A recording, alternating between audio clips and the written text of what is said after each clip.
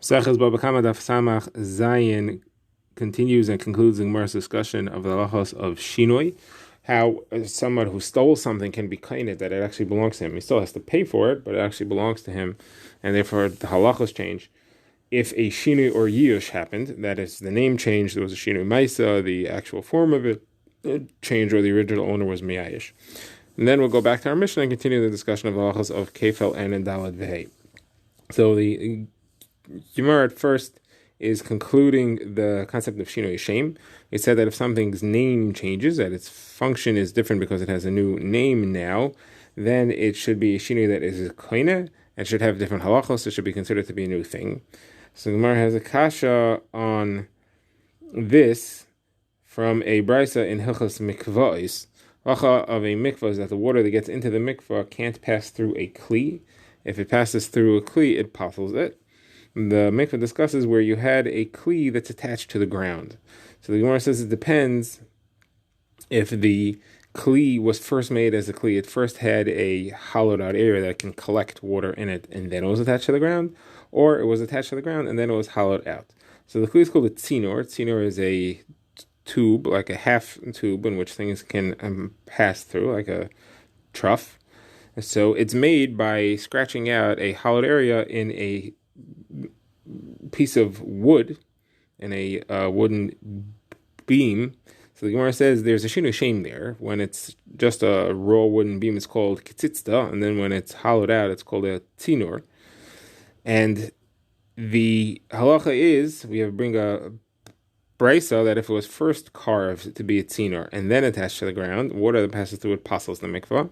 But if it was first attached to the ground and then carved out, then the water that passes through it does not pass through the mikvah. So the first question is, if you have a shinoi hashem from kitzitzta to tzinura by hollowing it out, even though it's attached to the ground, it's now called a tzinor.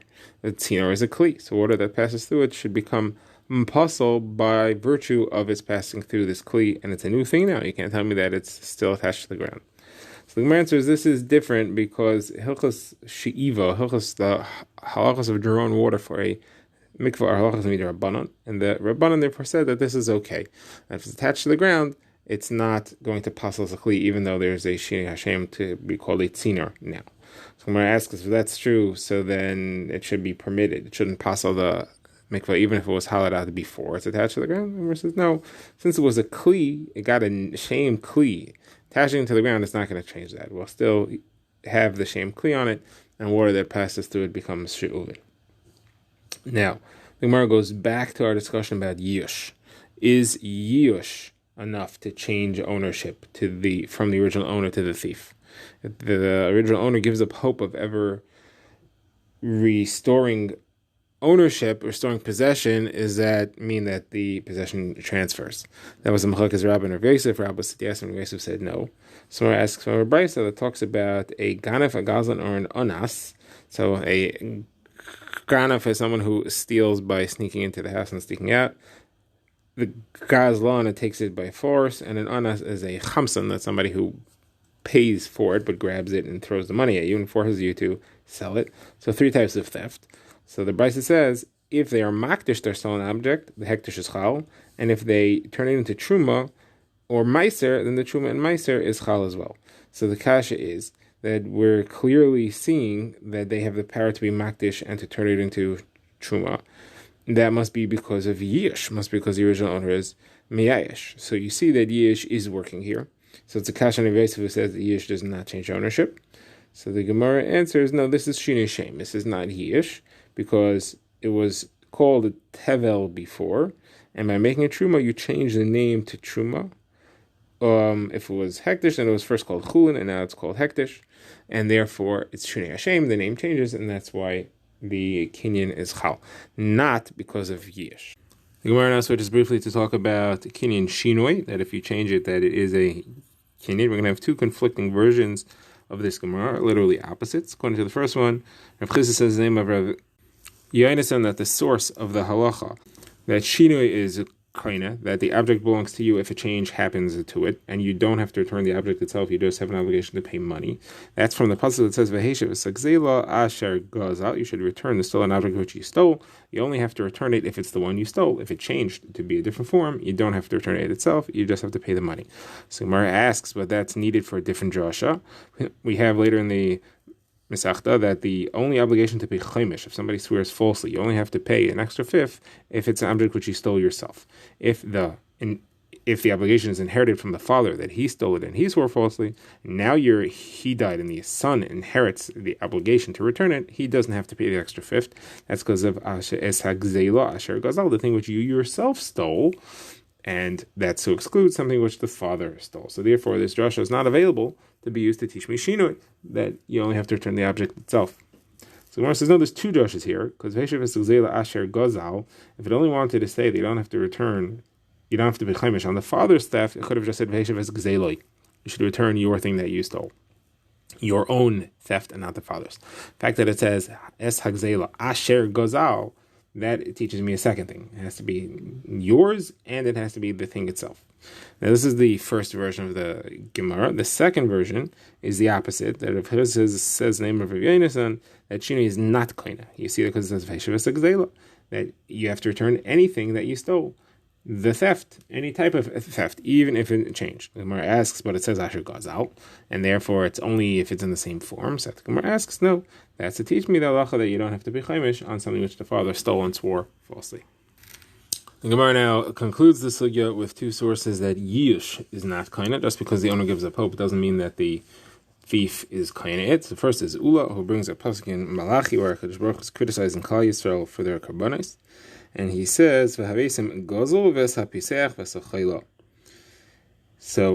he says, you're bringing me karbanos, you're bringing me things that are stolen or limping, lame or sick. So Ula says a drasha that there should be similarity between the pisech and the guzzle. Just like the pisech, the lame, can't be fixed, can't be cured. Theft also can't be fixed, can't be cured. There's no way for it to become yours and okay to bring as a carbon, because Yish is not kaina, doesn't make sense. Before Yish, after Yish, it's no good. Rava says, another source, the Torah says, karbonoi, you have to bring your carbon, and we have a drasha, not a stolen one. So Rava says, what do you mean? Is it if it's before Yish, it's pasha that it's not yours. If it's after Yish, then you see clearly that if you can't bring it, it must be referring to after Yish, and you see clearly that you can't bring it because it's not yours. So the Torah is teaching you that Yish is not kaina. So the Gemara asks, we had this on the daf yesterday, the Gemara brought this, and Rav himself answered, no, we're talking about that it's not the original owner was makdash as a carbon, and then it got stolen, and the chiddush is that it doesn't work even for him if you bring it as a carbon. So why is Rava now saying that it's a raya if that's how he answered the raya back then? So Gemara answers one or the other. Either he changed his mind, or this is Rav Papa saying, or one of these two is Rav Papa saying, and not Rava himself saying. The Gemara now refers back to the Mishnah and starts a new sugya, and that is that we've seen in the Mishnah the halacha of tashlumin of daled vehev. Somebody steals something and then shechts it or sells it, he has to pay 4 or 5 times the value. If it's a sheep, 4 times the value, and if it's a shor, an ox, 5 times the value. And the Mishnah said that this halacha only applies to a shor and a seh, only to an ox and a sheep, doesn't apply to anything else. So the Gemara says, what's the source for that? And the Gemara asks, you should have a drush that says otherwise. You have shor here, you have shor in Hilchos Shabbos. Just like in Hilchos Shabbos, it includes a chaya and a oif, or any other type of creature, and not to work them. Here also, this you should learn through the Gzeir Shav from the word shor, that here the same halacha applies to any other type of creature that you steal and shecht and sell. Why don't we say that and expand it out of shor and seh? So Rav answers because the Torah says twice in the same pasuk shor and seh. It reads as follows: Ki yignev is shor oiseh, u'tevachai macharoi. If a man steals an ox or sheep and he slaughters it or he sells it, chamisha bakar yishalim tachas hashar, 5 cattle he has to pay for the ox, va'arba tzayin tachas haseh, and 4 sheep in place of the lamb.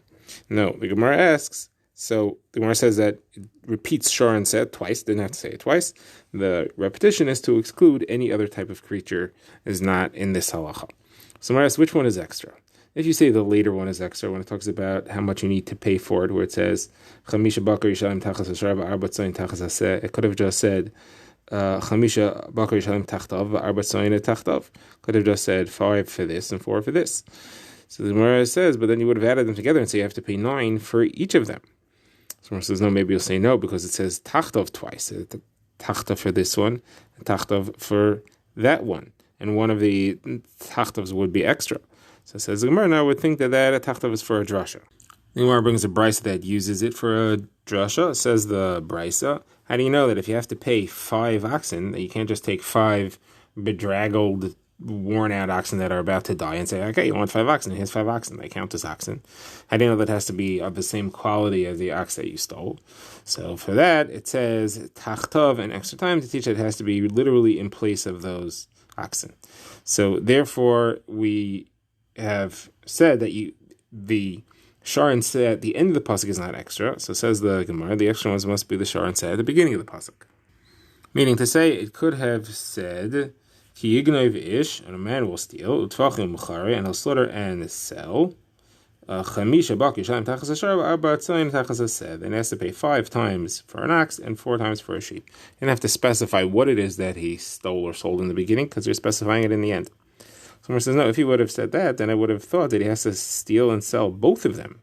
He has to steal 2, and he has to slaughter the 2 of them, because it says shar and seh. So he has to slaughter 2. So the Gemara says no, because it says tuvachoi, and he'll slaughter it. So it says the Gemara, same thing for the sale, that you would think that he has to steal 2 and sell 2. The Gemara says no, again it says mecharoi, that he'll sell it. So it says the Gemara, maybe you would think that he has to steal 2, an ox and a sheep, and sell 1 and slaughter the other one. But you see that there's 2 there, because it's tvachai and mecharoi. So the Gemara says, again, it says, oy mecharoi. It says that you'll do one or the other. It doesn't say you'll do both of them. It'll do one or the other. So you don't have to do the 2 of them in order to be a chayiv. So the Gemara says, no, but again, I would have thought that he has to steal 2 and then slaughter 1 of the 2 and leave 1. Or steal 2 and sell 1 of the 2 and leave the other one. And that's why it says or, and that's why it says steal it or sell it. Slaughter it or sell it. But really has to steal 2 because he didn't specify singular. So it says the Gemara Nupshat, you have the shar or the seh, one from the beginning and one from the end. You didn't have to say both in the beginning and both in the end. You could have had one in the beginning and the other one in the end. So we could have said ki yignav ish shar. If a man will steal a shar, tvachim l'chari, he'll slaughter it or he'll sell it. Chamisha bak yishayim tachtav, he has to pay 5 for it. Arba tzayin tachas haseh, if it would be a sheep, then it would be 4. So you would see there shar and seh. You don't have to say both in the beginning and both in the end. So there you see limiting to shar and seh only and not for something else. The Gemara now refers back to the Mishnah, to the next line in the Mishnah, which takes us back to the sugya of Yush being a koine. So the Mishnah says that if somebody steals from a thief, he doesn't have to pay a kefel. And kefel is only the original thief, not the one who steals from a thief. So says Rav, that's only talking about where there was no yish for the first theft from the original owner. However, if there was yish, then the first thief is koine, now it's his, and the second thief who steals from him is stealing from its rightful owner, and therefore he has to pay kefil to the first thief. So Rav Sheshes doesn't like it. Rav Sheshes says it seems to me like Rav must have been falling asleep, lying down when he said this, because yish is not koine, and he brings a brisa to prove it. Rabbi Kiva says, why does the Torah say that if you slaughter and sell something, you have to pay 4 or 5 times the value? Because you're deepening the sin. The sin is taking root. Not only did you steal it, you went ahead and made money off it. You slaughtered it. You sold it. So now the Gemara says, hold on a second. When did you slaughter it and sell this thing? If it was slaughtered and sold before Yish, so how are you deepening this sin in any way? You're not cleaning it if there's no Yish. It's not yours. You're not going to make anything off it. You still have to return it. So must be talking about after Yish. If it's talking about after Yish, well, if Yish is clean, you shouldn't have to pay the Alvei at all because now it's yours. So you see that Yish is not koine, and that's why you have to pay dalad v'hei. So if the yish is not kaina to make you pay dalad v'hei, yish can't be kaina to make you pay kefel to the first thief either. So the Gemara answers, no, maybe like Rava, because you are increasing the sin. Rava says later, the pshat is you're increasing the sin, you're repeating the sin. So here also it could be that the pshat is that you're repeating the sin. That's why you have to pay 4 and 5 times. And really it's referring to before Yish. And even though you're not kained with this, still the fact that you did something twice to remove it from the original Rishos, that's the repeating of the sin, and that's why you're chayiv.